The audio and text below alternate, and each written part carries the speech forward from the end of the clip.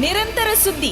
ಗಂಡು ಮೆಟ್ಟಿನ ನೆಲ ಹುಬ್ಬಳ್ಳಿ, ಮಧ್ಯ ಕರ್ನಾಟಕದ ಪ್ರಮುಖ ನಗರ, 10 ಹಲವು ದೃಷ್ಟಾಂತಗಳಿಗೆ ಸಾಕ್ಷಿಯಾದಂಥ ನಗರ.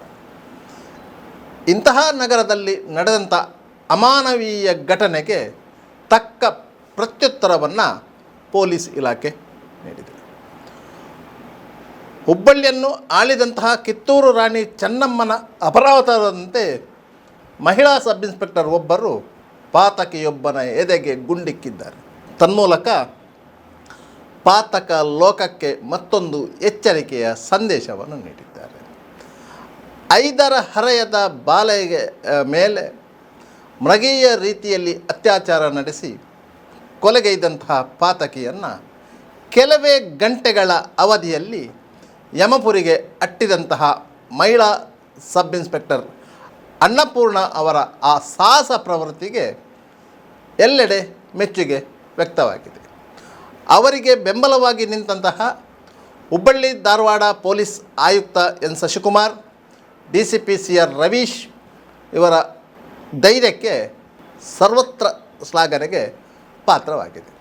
ವಾಸ್ತವವಾಗಿ ಇದೊಂದು ಘಟನೆ ನಡೆಯಬಾರದಿತ್ತು, ಆದರೆ ನಡೆದು ಹೋಗಿದೆ. ನಡೆದು ಹೋದ ಘಟನೆಗೆ ಸರಿಯಾದ ರೀತಿಯಲ್ಲಿ ಶಿಕ್ಷೆ ಕೊಡುವಂತಹ ಕೆಲಸವನ್ನು ಹುಬ್ಬಳ್ಳಿ ಧಾರವಾಡ ಪೊಲೀಸ್ ಆಯುಕ್ತಾಲಯದ ಅಧಿಕಾರಿಗಳು ಮಾಡಿದ್ದಾರೆ. ಈ ಘಟನೆ ಹೇಗೆ ನಡೆಯಿತು ಎನ್ನುವುದನ್ನು ಸ್ಥೂಲವಾಗಿ ವಿವರಿಸುವುದಾದರೆ, ಅಕ್ಟೋಬರ್ 13ರಂದು ಬೆಳಿಗ್ಗೆ 5ರ ಹರೆಯದ ಬಾಲಕಿಯೊಬ್ಬಳು ಕಂಪೌಂಡ್ನ ಒಳಗಿನ ಮನೆಯೊಂದರ ಅಂಗಳದಲ್ಲಿ ಆಟ ಆಡ್ತಾ ಇದ್ಳು. ಆಕೆಯ ತಾಯಿ ಆ ಮನೆಯಲ್ಲಿ ಕಸೆ ಮುಸುರೆ ತೊಳಿತಾ ಇದ್ಳು. ಆಗ ಅಲ್ಲಿಗೆ ಬಂದಂತಹ ಒಂದು 24ರ ಹರೆಯದ ಯುವಕನೊಬ್ಬ ಬಾಲಕಿಯನ್ನು ಚಾಕ್ಲೇಟ್ ಕೊಡಿಸುವ ಆಮಿಷ ಒಡ್ಡಿ ಗೇಟಿನ ಬಳಿಗೆ ಕರೆದಿದ್ದ. ಸಹಜವಾಗಿಯೇ ಮಕ್ಕಳ ಪ್ರೀತಿ, ಮಗು ಹತ್ತಿರಕ್ಕೆ ಬಂದಿದೆ. ಆ ಮಗುವನ್ನು ಎತ್ತಿಕೊಂಡು ಆತ ಅಲ್ಲೇ ಸಮೀಪದಲ್ಲಿರುವಂಥ ಶೆಡ್ ಕಡೆಗೆ ಹೋಗಿದ್ದಾನೆ. ಈ ಘಟನೆ ಆ ಮನೆಯ ಎದುರಿನ CCTVಯಲ್ಲಿ ದಾಖಲಾಗಿದೆ. ಆ ಮನೆಯವರು CCTVಯನ್ನು ನೋಡುತ್ತಿದ್ದಾಗ ಎದುರಿನ ಮನೆಯ ಗೇಟಿನಿಂದ ಮಗುವನ್ನು ಎತ್ತಿಕೊಂಡು ಒಬ್ಬ ಹೋಗುತ್ತಿರುವುದನ್ನು ಗಮನಿಸಿದ್ದಾರೆ. ಅವರು ತಕ್ಷಣ ಮನೆಯಿಂದ ಹೊರಗೆ ಬಂದು ಮಗುವಿಗಾಗಿ ಹುಡುಕಾಟ ನಡೆಸಿದ್ದಾರೆ. ಎದುರಿನ ಮನೆಯವರನ್ನು ವಿಚಾರಿಸಿದಾಗ ತಾಯಿ ಅಲ್ಲಿ ಕಸಮುಸುರೆ ತೊಳಿತಿದ್ಲು, ಮಗು ಹೊರಗೆ ಆಟ ಆಡ್ತಿದೆ ಅಂತ ಹೇಳಿದ್ದಾಳೆ. ಮಗುವನ್ನು ಯಾರೋ ಎತ್ತುಕೊಂಡು ಹೋದರು ಅಂತ ಹೇಳುವಾಗ ಅವರು ಗಾಬರಿಯಾಗಿದ್ದಾರೆ. ಅಕ್ಕಪಕ್ಕದ ಮನೆಯವರು ಸೇರಿದ್ದಾರೆ. ಆತ ಯಾವ ಕಡೆಗೆ ಹೋಗಿದ್ದಾನೆ ಎನ್ನುವುದನ್ನು ಸೂಕ್ಷ್ಮವಾಗಿ ಅವಲೋಕಿಸಿ ಅತ್ತ ಕಡೆಗೆ ಹೋಗಿದ್ದಾಗ ಆತ ಅಲ್ಲಿನ ಒಂದು ಶೆಡ್ಡಿನ ಬದಿಯಲ್ಲಿ ಕುಳಿತುಕೊಂಡಿದ್ದ. ಶೆಡ್ಡಿನ ಒಳಗೆ ಮಗು ಚಿಂತಾಜನಕ ಸ್ಥಿತಿಯಲ್ಲಿ ಇತ್ತು. ತಕ್ಷಣ ಅವರು ಆತನನ್ನು ಹಿಡಿದರು. ಮಗುವನ್ನು ಕಿಮ್ಸ್ ಆಸ್ಪತ್ರೆಗೆ ಕರೆದೊಯ್ದರು. ಅಲ್ಲಿ ಮಗು ಆಗಲೇ ಪ್ರಾಣ ಬಿಟ್ಟಿತ್ತು. ಈ ಸುದ್ದಿ ಅಕ್ಕಪಕ್ಕದವರಿಗೆ ತಿಳಿದು ಅಲ್ಲಿ ಜನ ಸೇರಿದರು. ಪೊಲೀಸರಿಗೆ ಮಾಹಿತಿ ಆಯಿತು. ಅಶೋಕನಗರ ಪೊಲೀಸರು ಅಲ್ಲಿಗೆ ಬಂದರು. ಆತನನ್ನು ಪೊಲೀಸ್ ಠಾಣೆಗೆ ಕರೆದೊಯ್ದು ವಿಚಾರಿಸಿದಾಗ ಆತ ಒಂದು 3 ತಿಂಗಳ ಹಿಂದೆ ಹುಬ್ಬಳ್ಳಿ ನಗರಕ್ಕೆ ಕೂಲಿ ಕೆಲಸಕ್ಕಾಗಿ ಉತ್ತರ ಭಾರತದ ಬಿಹಾರದಿಂದ ಬಂದಿದ್ದವ, ಅಲ್ಲೇ ಹೊರವಲಯದ ತಾರಿಹಾಳ ಎಂಬಲ್ಲಿ ವಾಸ್ತವ್ಯ ಹೂಡಿದ್ದ ಎನ್ನುವಂಥ ಮಾಹಿತಿಗಳು ಗೊತ್ತಾಯಿತು. ಇಷ್ಟೊತ್ತಿಗೆ ಈ ಸುದ್ದಿ ಕಾಳ್ಗಿಚ್ಚಿನಂತೆ ಹುಬ್ಬಳ್ಳಿ ನಗರದಾದ್ಯಂತ ಹರಡಿತ್ತು. ಸಾವಿರಾರು ಮಂದಿ ಜನರು ಅಶೋಕನಗರ ಪೊಲೀಸ್ ಠಾಣೆ ಎದುರು ಜಮಾಯಿಸಿದರು. ಯಾರಿಗೂ ವಾಸ್ತವ ವಿಚಾರ ಏನಂತ ಗೊತ್ತಿರಲಿಲ್ಲ. ಆದರೆ 5ರ ಹರೆಯದ ಬಾಲಕಿಯೊಬ್ಬಳ ಮೇಲೆ ಮೃಗೀಯ ರೀತಿಯಲ್ಲಿ ಅತ್ಯಾಚಾರ ಮಾಡಿ ಕೊಲೆಗೈಯಲಾಗಿದೆ ಅನ್ನುವಂಥ ಸುದ್ದಿಯೇ ಅಲ್ಲಿನ ನಾಗರಿಕರನ್ನು ದಂಗು ಬಡಿದಿತ್ತು. ಯಾಕಂತ ಹೇಳಿದರೆ ಕೆಲವೇ ತಿಂಗಳ ಹಿಂದೆ ಅದೇ ಹುಬ್ಬಳ್ಳಿ ಇಂತಹದ್ದೇ ರೀತಿಯ ಒಂದು ಘಟನೆಗೆ ಸಾಕ್ಷಿಯಾಗಿತ್ತು. ಕಾಲೇಜಿಗೆ ಬಂದಿದ್ದಂತಹ ನೇಹಾ ಹಿರೇಮಠ್ ಎನ್ನುವ ಕಾಲೇಜು ವಿದ್ಯಾರ್ಥಿನಿಯನ್ನು ಕಾಲೇಜು ಆವರಣದಲ್ಲೇ ಬರ್ಬರ ರೀತಿಯಲ್ಲಿ ಕೊಚ್ಚಿ ಕೊಲೆ ಮಾಡಲಾಗಿತ್ತು. ಸ್ಥಳೀಯ ಕಾಂಗ್ರೆಸ್ ಕಾರ್ಪೊರೇಟರ್ ಒಬ್ಬರ ಮಗಳು ಆಕೆ. ಆ ಆರೋಪಿಯನ್ನು ಪೊಲೀಸರು ಬಂಧಿಸಿದ್ದರು. ಆ ಸಂದರ್ಭದಲ್ಲಿಯೂ ಸಹ ಹುಬ್ಬಳ್ಳಿಯಲ್ಲಿ ಸಾಕಷ್ಟು ಪ್ರತಿರೋಧ ವ್ಯಕ್ತವಾಗಿತ್ತು. ಜನರ ಆಕ್ರೋಶ ಸ್ಫೋಟಗೊಂಡಿತ್ತು. ಅದೇ ಆಕ್ರೋಶ ಮತ್ತೊಮ್ಮೆ ಈ ಘಟನೆಯ ಹಿನ್ನೆಲೆಯಲ್ಲಿ ಸ್ಫೋಟಗೊಂಡಿತ್ತು. ಅಶೋಕನಗರ ಪೊಲೀಸ್ ಠಾಣೆಗೆ ಸ್ವತಃ ಪೊಲೀಸ್ ಆಯುಕ್ತ ಶಶಿಕುಮಾರ್ ಅವರೇ ಬಂದು ಸಾರ್ವಜನಿಕರನ್ನು ಸಮಾಧಾನಪಡಿಸುವಂಥ ಕೆಲಸಕ್ಕೆ ಮುಂದಾದರು. ಕಾನೂನು ಪ್ರಕಾರ ಆತನನ್ನು ನಾವು ಬಂಧಿಸಿದ್ದೇವೆ, ಆತನಿಗೆ ಅತ್ಯುಗ್ರವಾದಂಥ ಶಿಕ್ಷೆ ಕೊಡಿಸುವಂಥ ಕೆಲಸವನ್ನು ಪೊಲೀಸ್ ಇಲಾಖೆ ಮಾಡ್ತದೆ.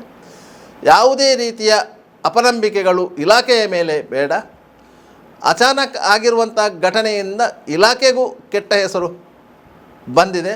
ಆದ್ದರಿಂದ ಈ ಪ್ರಕರಣವನ್ನು ಆಮೂಲಾಗ್ರವಾಗಿ ತನಿಖೆ ನಡೆಸ್ತೇವೆ, ಯಾರೂ ಕಾನೂನನ್ನು ಕೈಗೆತ್ತಿಕೊಳ್ಳಬಾರದು ಎನ್ನುವಂತಹ ಸೂಕ್ಷ್ಮ ಸಂದೇಶವನ್ನು ಅವರು ನೀಡಿದರು. ಆದರೂ ಜನರ ಆಕ್ರೋಶ ತಣ್ಣಗಾಗಲಿಲ್ಲ. ಇಷ್ಟೊತ್ತಿಗೆ ಪೊಲೀಸರು ಒಂದು ತೀರ್ಮಾನಕ್ಕೆ ಬಂದಿದ್ದರು.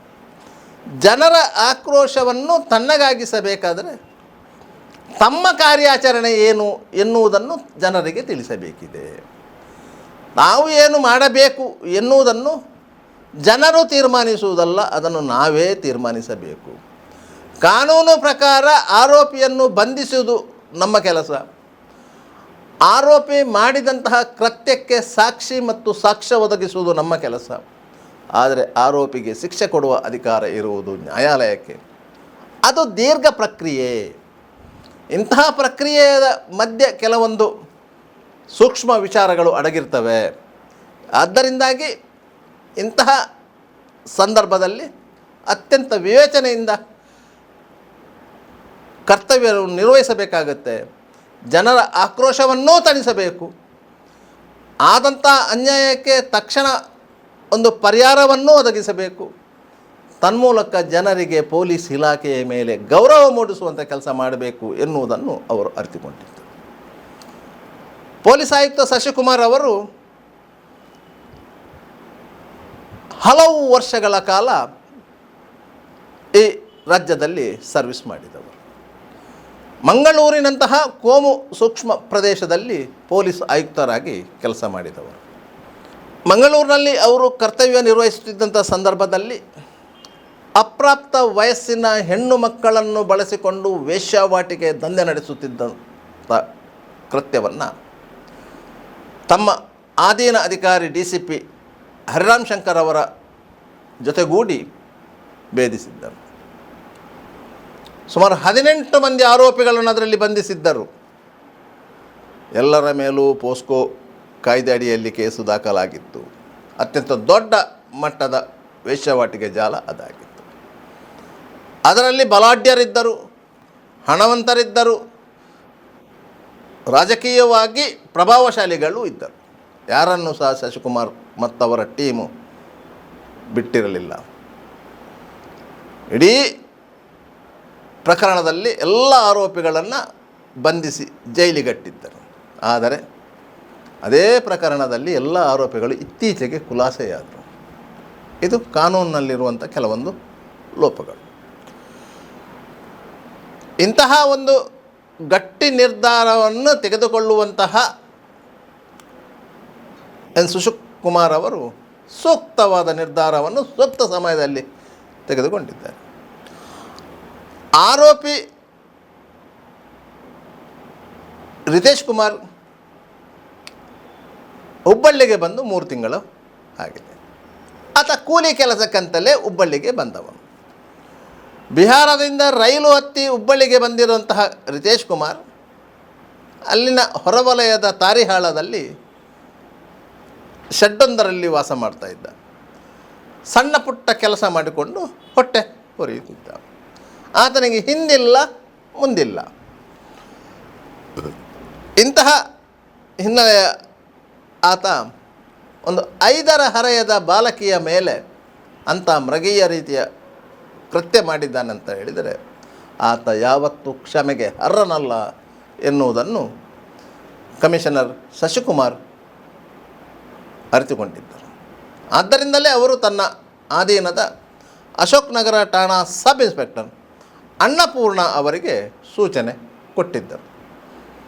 ಯಾವುದೇ ರೀತಿಯಲ್ಲಿ ಆದರೂ ಆರೋಪಿಯನ್ನು ಮಟ್ಟ ಹಾಕಲೇಬೇಕು, ಅವನಿಗೆ ನ್ಯಾಯಾಲಯದಿಂದ ಹೊರತಾದ ಶಿಕ್ಷೆ ವಿಧಿಸಲೇಬೇಕು ಎನ್ನುವುದು.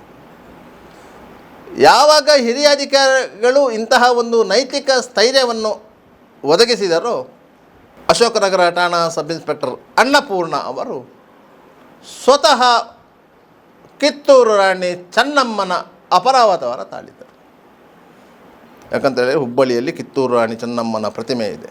ಪ್ರತಿಯೊಬ್ಬ ಹೆಣ್ಣು ಮಗಳು ಆ ಪ್ರತಿಮೆಯನ್ನು ನೋಡಿಕೊಂಡೇ ಬೆಳೆದವರಾಗಿದ್ದಾರೆ. ಆ ಪ್ರತಿಮೆಯಿಂದಲೇ ಸ್ಫೂರ್ತಿ ಪಡೆದವರು ಆಗಿದ್ದಾರೆ. ಆದ್ದರಿಂದ ಹುಬ್ಬಳ್ಳಿಯಲ್ಲಿ ಕರ್ತವ್ಯ ನಿರ್ವಹಿಸುವಂಥ ಎಲ್ಲ ಮಹಿಳಾ ಪೊಲೀಸ್ ಸಿಬ್ಬಂದಿಗಳು ಸಹ ಅಷ್ಟೇ ಗಟ್ಟಿ ಗುಂಡಿಗೆಯಿಂದ ಕರ್ತವ್ಯವನ್ನು ನಿಭಾಯಿಸ್ತಾರೆ. ಇಲ್ಲ ಇದ್ದರೆ ಹುಬ್ಬಳ್ಳಿಯಂತಹ ಸಂಕೀರ್ಣ ಪ್ರದೇಶದಲ್ಲಿ 10 ಹಲವು ಅಕ್ರಮ ಚಟುವಟಿಕೆಗಳ ಕೇಂದ್ರ ಬಿಂದುವಾಗಿರುವಂತಹ ಆ ನಗರದಲ್ಲಿ ಕರ್ತವ್ಯ ನಿಭಾಯಿಸುವುದು ಅಷ್ಟೊಂದು ಸುಲಭವಲ್ಲ. ಅಕ್ರಮ ಸಾರ ಇರ್ಬೋದು, ವೇಶ್ಯಾವಾಟಿಕೆ ಇರ್ಬೋದು, ದಗಲ್ಬಾಜಿತನ ಇರ್ಬೋದು, ಕಳ್ತನ ಇರ್ಬೋದು, ದರೋಡೆ ಇರ್ಬೋದು, ಎಂಥದ್ದೇ ಇರಲಿ ಅಂತಹ ಕೃತ್ಯಗಳಿಗೆ ಹುಬ್ಬಳ್ಳಿ ಹೇಳಿ ಮಾಡಿಸಿದಂತಹ ಸ್ಥಳ. ಅಂತಹ ಸ್ಥಳದಲ್ಲಿ ಕರ್ತವ್ಯ ನಿರ್ವಹಿಸುವಂತಹ ಪೊಲೀಸ್ ಅಧಿಕಾರಿಗಳಲ್ಲಿ ಅಂಥ ಒಂದು ಗಟ್ಟಿ ಗುಂಡಿಗೆ ಬೇಕಾಗುತ್ತದೆ. ಅದಕ್ಕೆ ಹೇಳೋದು ಹುಬ್ಬಳ್ಳಿ ಎಂದರೆ ಗಂಡು ಮೆಟ್ಟಿನ ನೆಲ. ಅಲ್ಲಿ ಕರ್ತವ್ಯ ನಿರ್ವಹಿಸುವಂಥ ಪೊಲೀಸ್ ಅಧಿಕಾರಿಗಳು ಸಹ ಅಂಥ ಗಟ್ಟಿ ಗುಂಡಿಗೆಯವರೇ ಆಗಿರಬೇಕು ಅಂತೇಳಿ 10 ಚಲನಚಿತ್ರಗಳಲ್ಲಿ ಹುಬ್ಬಳ್ಳಿಯ ಇತಿಹಾಸಗಳು ಬಂದಿವೆ. ಅಂತಹ ಹುಬ್ಬಳ್ಳಿಯಲ್ಲಿ ಇಂತಹ ಒಂದು ಕೃತ್ಯ ನಡೆದಾಗ ಸಹಜವಾಗಿಯೇ ಸ್ಥಳೀಯರಿಗೆ ಎಷ್ಟು ನೋವುಂಟು ಆಗಿದೆಯೋ ಅದಕ್ಕಿಂತ ಜಾಸ್ತಿ ನೋವನ್ನು ಅನುಭವಿಸಿದರು ಪೊಲೀಸ್ ಅಧಿಕಾರಿಗಳು. ತನ್ನ ಕರ್ತವ್ಯದ ಅವಧಿಯಲ್ಲಿ ಇಂತಹ ಒಂದು ಘಟನೆ ಹಾಡುವಾಗಲೇ ಸಂಭವಿಸಿದೆ. ನಾನು ಇಲಾಖೆಯಲ್ಲಿ ಹಿರಿಯ ಅಧಿಕಾರಿಗಳಿಗೆ ಇಲ್ಲವೇ ಇತರ ಅಧಿಕಾರಿಗಳಲ್ಲಿ ಈ ವಿಚಾರದ ಬಗ್ಗೆ ಯಾವ ರೀತಿ ಸಮಜಾಯಿಸಿ ಕೊಡ್ಬೋದು ಎನ್ನುವ ಆಲೋಚನೆ ಅವರಿಗಿತ್ತು. ಅಂತಹ ಸಂದರ್ಭದಲ್ಲಿ ಹಿರಿಯ ಅಧಿಕಾರಿಗಳಾದ ಶಶಿಕುಮಾರ್ ಆಗಲಿ, DCP CR ರವೀಶ್ ಆಗಲಿ, ಇವರೆಲ್ಲರ ಆತ್ಮಸ್ಥೈರ್ಯದ ಮಾತುಗಳು ಅನ್ನಪೂರ್ಣ ಅವರಲ್ಲಿ ಉತ್ತೇಜನವನ್ನು ಉಂಟು ಮಾಡಿತ್ತು. ಆಗಲೇ ಅವರು ಅಂಥ ಒಂದು ನಿರ್ಧಾರಕ್ಕೆ ಬಂದಿತ್ತು. ಸಂಜೆ ವೇಳೆಗೆ ಆರೋಪಿ ರಿತೇಶ್ ಕುಮಾರ್ನನ್ನು ಆತ ವಿಚಾರಣೆಯ ಸಂದರ್ಭದಲ್ಲಿ ಹೇಳಿದಂತಹ ಕೆಲವೊಂದು ಮಾತುಗಳನ್ನು ಕನ್ಫರ್ಮೇಷನ್ ಮಾಡಬೇಕು. ಯಾಕಂತ ಹೇಳಿದರೆ ಒಬ್ಬ ಆರೋಪಿಯನ್ನು ಅಮೂಲಾಗ್ರವಾಗಿ ವಿಚಾರಣೆಗೆ ಒಳಪಡಿಸಬೇಕು. ಯಾಕಂತ ಹೇಳಿದರೆ ಆರೋಪಿ ಸ್ಥಳೀಯನಲ್ಲ, ಆತ ದೂರದ ಬಿಹಾರದಿಂದ ಬಂದವನು. ಆತ ಬಿಹಾರದಿಂದ ಯಾವ ಸಂದರ್ಭದಲ್ಲಿ ಹುಬ್ಬಳ್ಳಿಗೆ ಬಂದ ನಂತರ ಯಾರ್ಯಾರೊಂದಿಗೆ ಸಂಪರ್ಕದಲ್ಲಿದ್ದ, ಎಲ್ಲೆಲ್ಲಿ ಉಳ್ಕೊಳ್ತಾ ಇದ್ದ, ಬೇರೆ ಯಾವುದೋ ಕ್ರಿಮಿನಲ್ ಕೃತ್ಯಗಳಲ್ಲಿ ಆತ ಭಾಗಿದಾರನೋ, ಆತನ ವಿಳಾಸದ ಬಗ್ಗೆ ಯಾವುದಾದರೂ ದಾಖಲೆಗಳು ಇದೆಯಾ, ಸ್ಥಳೀಯ ವಿಳಾಸ ಏನಿದೆ, ಅದಕ್ಕೆ ಸಂಬಂಧಪಟ್ಟ ದಾಖಲೆ ಇದೆ, ಇದು ಎಲ್ಲವನ್ನೂ ಪರಿಶೀಲನೆ ಮಾಡಲೇಬೇಕಿದೆ. ಅಂತಹ ಪರಿಶೀಲನೆಗೆ SI ಅನ್ನಪೂರ್ಣ ಅವರು ಮುಂದಾಗಿದ್ದರು. ಆದ್ದರಿಂದ ರಿತೇಶ್ ಕುಮಾರ್ ಯಾವ ವಿಳಾಸ ಹೇಳಿದ್ದಾನೋ ಅಲ್ಲಿಗೆ ಆತನನ್ನು ಸಂಜೆ ವೇಳೆಗೆ ಕರ್ಕೊಂಡು ಹೋಗಿದ್ದಾರೆ. ಅದು ಹುಬ್ಬಳ್ಳಿ ನಗರದ ಹೊರವಲಯದ ತಾರಿವಾಳ ಎನ್ನುವಂಥ ಪ್ರದೇಶ, ನಿರ್ಜನ ಪ್ರದೇಶ. ಅಲ್ಲಿಗೆ ಹೋದಾಗ ಸಹಜವಾಗಿಯೇ ಆರೋಪಿ ರಿತೇಶ್ ಕುಮಾರ್ ಒಂದು ರೀತಿಯ ಧೈರ್ಯವನ್ನು ತೆಗೆದುಕೊಂಡಿದ್ದಾನೆ. ತಾನು ಮಾಡಿದಂತಹ ಕೃತ್ಯ ಪೊಲೀಸರಿಗೆ ಗೊತ್ತಾಗಿದೆ, ಪೊಲೀಸರು ತನ್ನನ್ನು ಹಿಡಿದಿದ್ದಾರೆ, ಇನ್ನು ಮುಂದಕ್ಕೆ ತನಗೆ ಮಾರಿ ಹಬ್ಬ ಇದೆ. ಆದ್ದರಿಂದ ಈ ಪೊಲೀಸರ ಕೈಯಿಂದ ಹೇಗಾದರೂ ತಪ್ಪಿಸಿಕೊಂಡರೆ ಎಲ್ಲಿಯಾದರೂ ಬದುಕಿಕೊಳ್ಳಬಹುದು. ಯಾಕಂದರೆ ದೂರದ ಬಿಹಾರ ಬಿಟ್ಟೇ ಹುಬ್ಬಳ್ಳಿಗೆ ಬಂದು ಬದುಕು ಕಟ್ಟಿಕೊಳ್ಳೋನು ನೋಡಿದವ ಹುಬ್ಬಳ್ಳಿಯಿಂದ ಪರಾರಿಯಾಗಿ ಇನ್ನೊಂದು ಕಡೆಯಲ್ಲಿ ಹೋಗಿ ಬದುಕು ಕಟ್ಟಿಕೊಳ್ಳುವುದು ಸಮಸ್ಯೆಯಲ್ಲ.